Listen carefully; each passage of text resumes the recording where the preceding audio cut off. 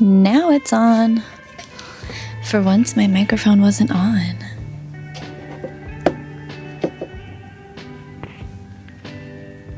Can you hear it? Do, do, do, do, do, do. Laundry time. Yes, I haven't started folding laundry. In case you were wondering. Yeah, but I decided to film this instead of folding laundry. It's okay, it can wait there for me.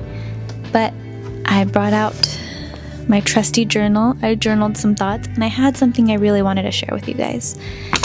And it took a lot out of my poor little hand to write.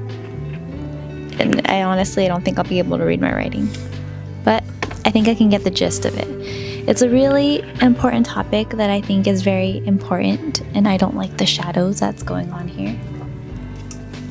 It's a little too dramatic for me. Is that too bright? I feel like I'm always messing with this, aren't I? I'll just leave it. Let's try it again. Hello. Eek. Hi. I'm in the middle of folding laundry, so if you see the laundry in the back, just ignore it. I have my trusty notebook here. You can get the same one as me if you would like, linked down below just for you. And I think this topic is really important. I really wanted to film today. I just came back from the gym, so if I'm a little greasy and sweaty, that's why. But I think my hair stayed in pretty good tact for being at the gym for about an hour and a half.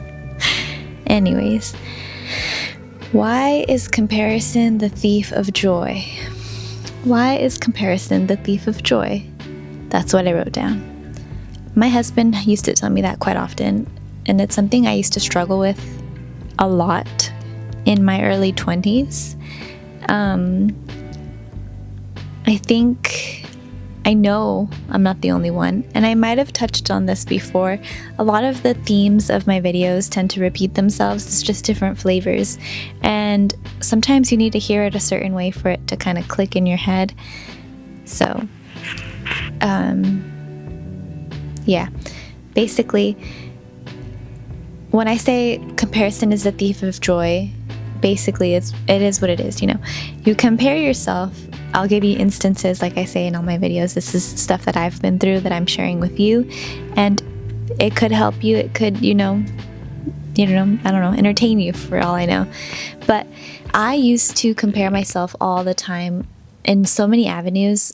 Consider like how I looked, how I carried myself, the amount of friends that I have, where I lived. Why don't I have children? Why wasn't I married at the time? But now I am.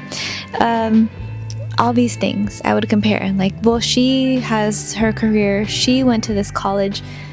She has a house already and 2 kids. I'm going to be old and have like my first kid at 50. These were thoughts that I would have in my head. And I would just bring myself lower and lower and lower. Lower how I felt about myself. I'd get angry at like people around me because it's like, oh, it's your fault. Oh, it's this person's fault. It's, it was always someone else, but not mine. And it would really, thief of joy, take your happiness. It would make me feel really shitty. It would make me feel bad about myself, all these negative emotions about myself. And I think it would just add to how I felt as a person.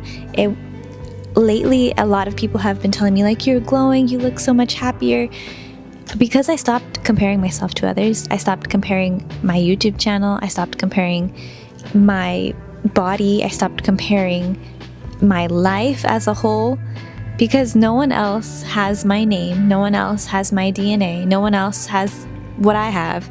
So why am I going to compare like what I'm dealing with to someone else?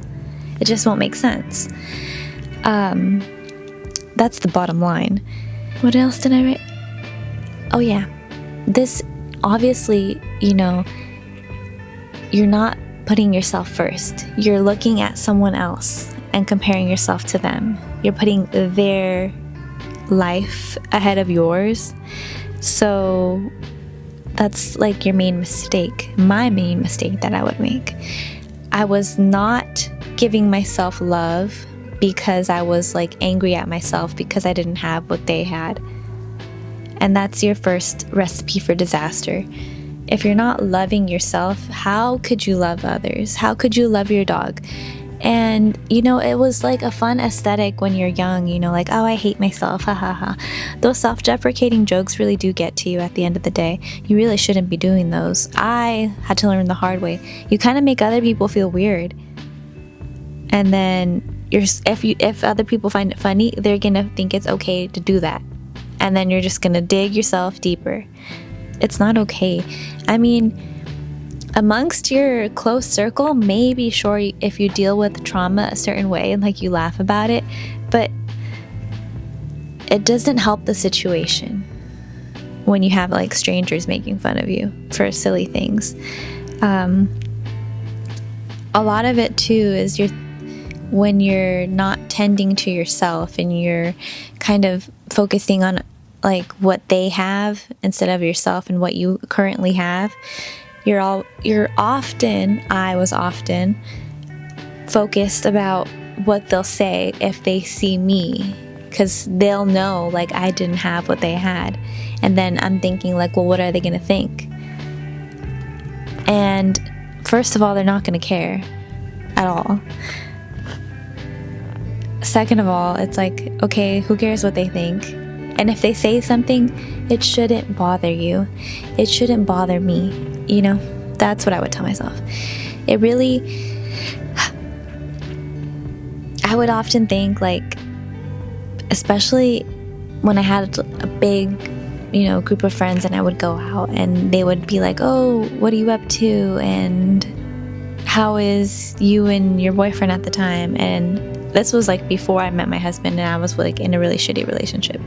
And I'd have to be like, oh, I'd say very neutral answers because I was worried, about how they would compare it to their situation, and it would make me feel uncomfortable, and it just wasn't a good time for me.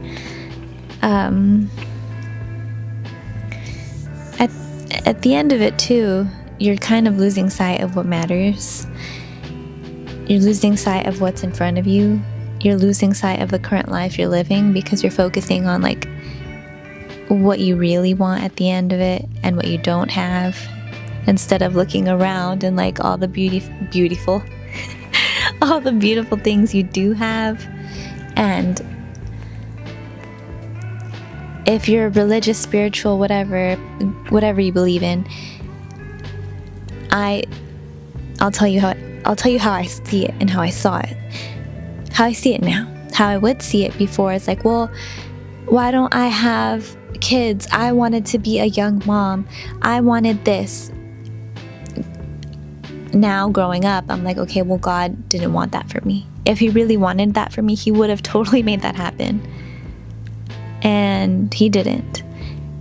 I did my part, but it wasn't in my cards, and that's fine.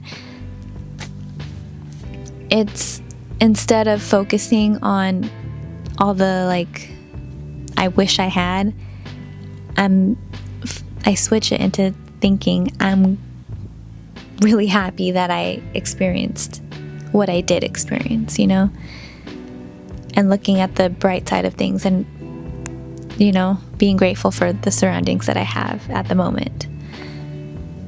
Sorry guys, I'm really thirsty. This is Pedialyte watered down like a lot.